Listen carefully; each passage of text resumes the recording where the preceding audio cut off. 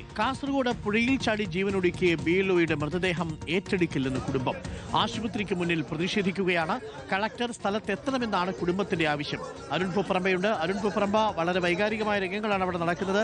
എന്താണ് അവിടെ നാട്ടുകാരുടെയും ബന്ധുക്കളുടെയും ആവശ്യം?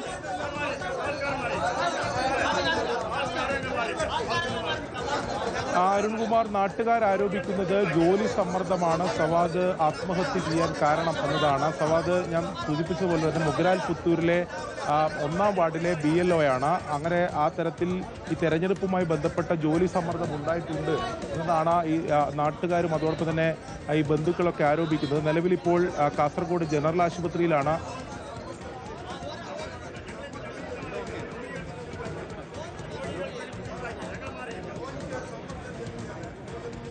അരുൺ പൂപ്പറമ്പയാണ് വിവരങ്ങൾ നൽകുന്നത്. മൃതദേഹം ഏറ്റെടുക്കില്ലെന്നാണ് ഇപ്പോൾ ബന്ധുക്കൾ പറയുന്നത്.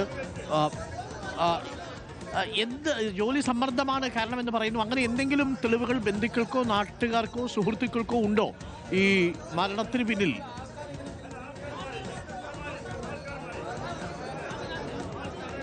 തീർച്ചയായും അത്തരത്തിലുള്ള ആരോപണങ്ങൾ തന്നെയാണ് നാട്ടുകാർ ഇപ്പോൾ എന്തായാലും ഉന്നയിക്കുന്നത്. ബന്ധുക്കളും അത്തരത്തിലുള്ള ആരോപണം തന്നെയാണ് ഉന്നയിക്കുന്നത്. എന്താണ് നിങ്ങൾ ഇത്തരത്തിലൊരു പ്രതിഷേധത്തിൽ?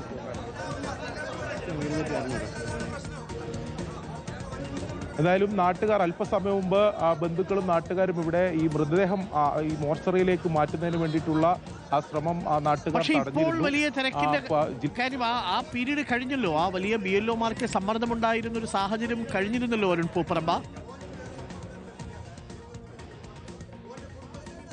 തീർച്ചയായിട്ടും അതുതന്നെയാണ് ജില്ലാ കളക്ടർ ഉൾപ്പെടെ നമ്മൾ സംസാരിച്ചപ്പോൾ പറയുന്നത്. അങ്ങനെയാണ് നിലവിൽ ഇപ്പോൾ ഈ വയോധികർക്കും ഭിന്നശേഷിക്കാർക്കും ഉള്ള അവരുടെ വീട്ടിൽ വോട്ട് ചെയ്യാനുള്ള അന്തിമ നടപടിക്രമങ്ങൾ, അതിൻ്റെ ഫോം വിതരണമാണ്. അതിന്ന് ഉച്ചയ്ക്ക് 12 മണിയോടെ അത് പൂർത്തീകരിക്കണമെന്ന നിർദ്ദേശം മാത്രമാണ് BLOമാർക്ക് നൽകിയത്. അതിനപ്പുറത്തേക്കുള്ളൊരു സമ്മർദ്ദവും ഉണ്ടായിട്ടില്ല എന്നാണ് ജില്ലാ കളക്ടർ പറയുന്നത്. അരുൺകുമാർ സൂചിപ്പിച്ചതുപോലെ നേരത്തെ ഉണ്ടായിരുന്ന സമ്മർദ്ദം, അത്തരം നടപടിക്രമങ്ങളെല്ലാം ഇപ്പോൾ പൂർത്തിയായിട്ടുണ്ട്. അപ്പോൾ എന്താണ് ഈ ആത്മഹത്യയിലേക്ക് ഇപ്പോൾ ബന്ധുക്കൾ ആരോപിക്കുന്ന കാരണങ്ങൾ തന്നെയാണോ എന്നതിനെ സംബന്ധിച്ചൊക്കെ ഒരു വ്യക്തത വരേണ്ടതുണ്ട്. എന്തായാലും ഇപ്പോൾ ഇവിടുന്ന് മൃതദേഹം മാറ്റാൻ ഈ നാട്ടുകാരും അതോടൊപ്പം തന്നെ ബന്ധുക്കളും അനുവദിച്ചിട്ടില്ല.